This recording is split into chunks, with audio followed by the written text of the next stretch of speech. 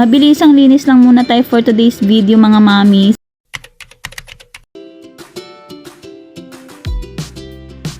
Ganyan siya kakalat. Ba't nandito to? So, ibabalik natin siya sa lagayan. Dito yun siya nakalagay ng mami. Yan. Ganito nga kakalat yung aming bahay mga mamis dahil nga si Baby Bre ayaw niya talagang magpaiwan. At ang hirap din talaga kasing iwan niya mga mamis dahil kung ano-ano nga yung pinupulot at sinusubo niya.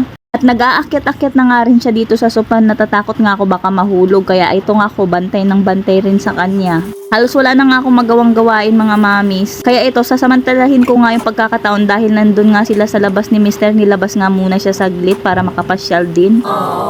Halos buong araw nga rin kasi kami dito sa loob lang mga mamis. Hindi ko nga rin siya mailabas sa umaga dahil sobrang init na dahil tanghali na nga rin kami nagigising mga mamis. Kaya ayun. Kaya nagmamadali talaga ako na maglinis dyan mga mamis bago nga sila dumating para naman mag-aliwalas-aliwalas tong bahay namin. Diyos ko po. At ako'y nai-stress nga kapag makalat yung bahay tapos hindi ko pa nga alam kung saan ako magsisimula pag sobrang kalat na. Sabi ko noon ang hirap kapag may newborn pero mas mahirap pala kapag may toddler ka na. Kahit nga ang paghuhugas ay hindi ko magawa kapag gising nga si Baby Bre kasi malingat ka lang ng konti kung saan saan na napupunta yung anak mo, hindi ko malaman, Diyos ko. Hihirapan lang talaga ako yung newborn dahil super fragile nila for me, kaya natatakot ako.